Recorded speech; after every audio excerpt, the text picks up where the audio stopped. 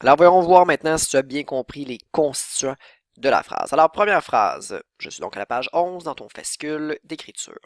De plus en plus de gens visitent la Réunion durant l'hiver. Eh bien, j'ai un verbe ici qui est visite. Donc, probablement que ça doit être mon prédicat. On va attendre un petit peu avant de réfléchir par contre. De plus en plus de gens. Ce sont de plus en plus de gens qui visitent la Réunion. Alors, je peux encadrer de plus en plus de gens par c'est qui. Je pourrais dire ils visitent la Réunion durant l'hiver. Donc, ça, c'est bel et bien mon sujet. Qu'est-ce que je dis de ces gens-là? Eh bien, ils visitent la Réunion. Là, peut-être il y en a qui seraient portés à dire que visite serait mon prédicat et la Réunion serait un CP. Par contre, donc oui, je pourrais effacer la Réunion en essayant de prouver que c'est un CP. Mais je pourrais difficilement dire la Réunion, virgule, de plus en plus de gens visitent durant l'hiver. Et je peux pas dire de plus en plus de gens visitent point. Les gens, ils visitent quoi? Mais ils visitent la Réunion. Donc, c'est obligatoire. Alors, ce n'est pas un... le prédicat, ce n'est pas que visite. Le prédicat sera donc visite la Réunion. Donc ça, c'est mon prédicat. Oups.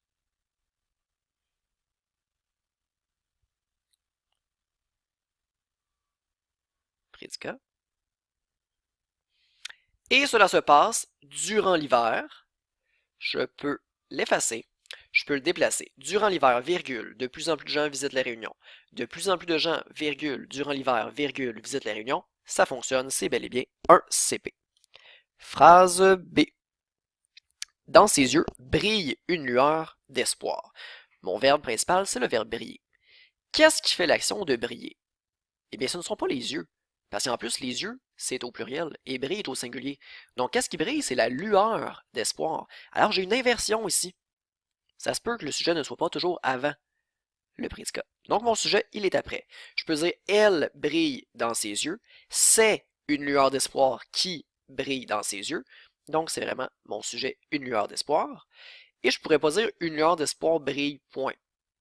Elle brille quelque part qui est dans ses yeux. Je pourrais pas dire non plus dans ses yeux, virgule, une lueur d'espoir brille, et cela se passe dans ses yeux. C'est pas vraiment le même sens. Le vrai CP, ça désigne vraiment un lieu. Donc là, dans des yeux, ce ne sont pas des dieux. Là. Donc ça, c'est mon prédicat. J'ai de la difficulté avec mon crayon.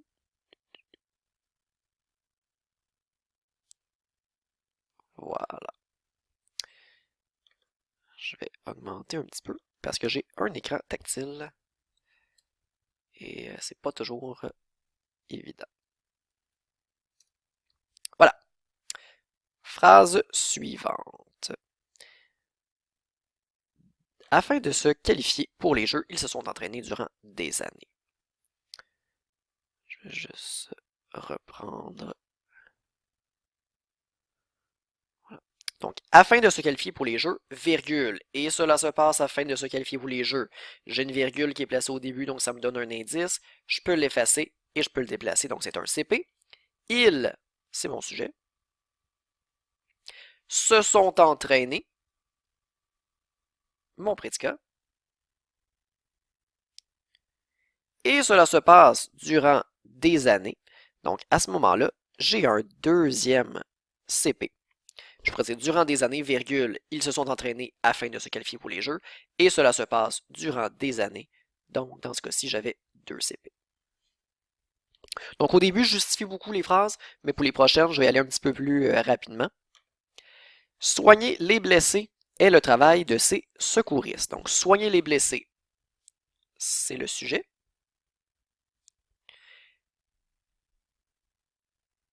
Est le travail de ces secouristes, prédicat. Donc, ça se peut que tu aies un verbe, un GV, et surtout tu remarqueras que ça va être un verbe à l'infinitif qui va être ton sujet. Carole, l'ami de ma mère, et David, son fils, accompagnés de leur chien Fido, tout ça, c'est le sujet. Ont grimpé sur les rochers, escaladé la montagne et admiré le paysage, prédicat. Et cela se passe lors de leur randonnée. CP. Sur la plaque de cuisson, mijote la délicieuse soupe aux légumes de ma mère. Mon sujet, c'est la délicieuse soupe aux légumes de ma mère. Qu'est-ce que je dis de cette soupe-là? C'est qu'elle mijote sur la plaque de cuisson. Prédicat. Donc encore un cas de sujet qui est inversé. Juillet et août, sujet, sont les mois les plus chauds de l'année. Prédicat. Voilà. Numéro 2. Donc, identifie les constituants et accorde le verbe en parenthèse.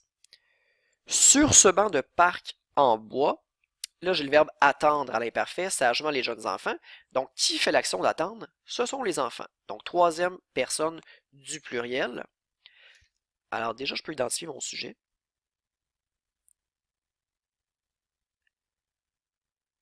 Les jeunes enfants. Et le reste sera mon prédicat.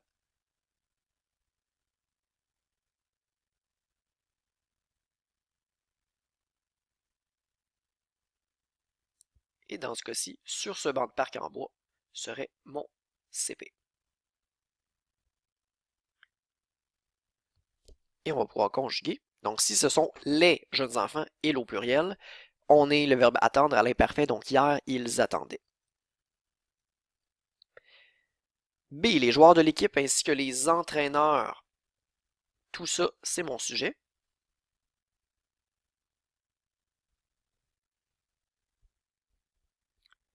J'ai le verbe participer au futur simple, donc c'est demain.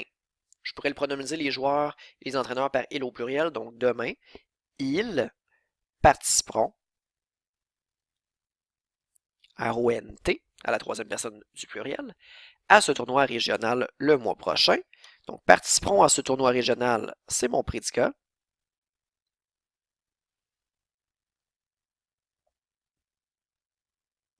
Et cela se passe le mois prochain, virgule, les joueurs participeront, virgule, le mois prochain, virgule. Donc, je peux vraiment le déplacer partout. Et phrase C. Dans le calme de la nuit, s'endorment les animaux de la forêt.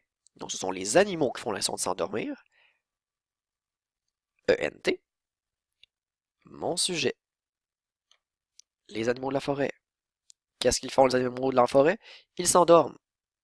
Prédicat. Et cela se passe dans le calme de la nuit. Complément de phrase. Alors voilà pour les sujets et les CP. J'espère que ça se passe bien jusqu'à maintenant. On va poursuivre en même temps avec la capsule pour la phrase de base. Donc tu vas pouvoir mieux comprendre le tout aussi. Alors, phrase de base. Qu'est-ce que c'est exactement une phrase de base? Une phrase de base va avoir 4 caractéristiques. D'abord, elle est déclarative. Déclarative, ça veut dire que tu affirmes une idée. On déclare quelque chose. Et remarque que j'aimerais que tu ajoutes aussi, par rapport justement à cette caractéristique-là de déclarative, ta phrase doit se terminer par un point normal. Donc ce point-là. Ce qui veut dire que le contraire, par exemple une phrase interrogative avec un point d'interrogation, ce n'est pas une phrase de base. Même chose pour une phrase exclamative avec le point d'exclamation et aussi une phrase impérative. Donc lorsque tu donnes un ordre, si tu n'as pas de l'oublier, tu peux te l'ajouter. Impérative, c'est quand on donne un ordre. Donc ces trois-là ne sont pas des phrases de base. Pour avoir une phrase de base, elle doit être vraiment déclarative. Ça, c'est ta première caractéristique. Deuxième caractéristique, ta phrase doit être positive. Et là, j'attire ton attention dans positive, dans la construction et non le sens. Si je dis il aime le thé, c'est une phrase qui est positive versus il n'aime pas le thé. Par contre, si je te donne un exemple, il déteste le ski. Donc, c'est une phrase qui est quand même positive parce qu'il n'y a pas de négation dans la construction de la phrase. C'est simplement le verbe qui est négatif. Donc, pour dire si une phrase est positive ou négative, tu dois vraiment y aller avec l'élément de ne pas. S'il y a un ne pas, automatiquement négatif. S'il n'y a pas de négation, bien, ça va être une phrase positive.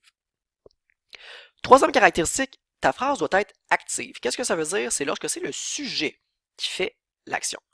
Par exemple, 1 million de touristes ont visité ce musée. Donc, il manque le petit 2 ici. 1 million de touristes ont visité ce musée. Tu dois trouver ton verbe. Première étape, le verbe visiter. Ensuite, tu dois trouver le sujet. Quel est le sujet? C'est 1 million de touristes. Je vais l'inscrire. Et là, tu dois réfléchir. Est-ce que le sujet fait bel et bien l'action de visiter? Donc, est-ce que ce sont des touristes qui font l'action de visiter? Eh bien, oui. Donc, c'est ça une phrase active. C'est là que le sujet, les touristes, fait l'action de ton verbe, qui est visiter. Versus ma phrase passive de l'autre côté, l'action est donc subie par le sujet. Ce site a été visité par 1 million de touristes. Mon verbe, c'est le verbe visiter. Mon sujet, c'est ce site. Est-ce que c'est le site qui fait l'action de visiter? Eh bien non, c'est pas un site qui fait l'action de visiter. Donc, l'action est subie par le sujet. Ce n'est donc pas une phrase active, c'est une phrase passive. Et une phrase passive, c'est une phrase transformée. Ce n'est pas une phrase de base. Quatrième et dernière caractéristique, l'ordre des constituants. Tu dois vraiment avoir le sujet en premier et le prédicat. Un CP, t'es pas obligé. Si tu en as un, c'est correct, mais il doit être vraiment à la fin de la phrase. Donc, si ton CP, il a été déplacé, bien à ce moment-là, ce n'est plus une phrase de base.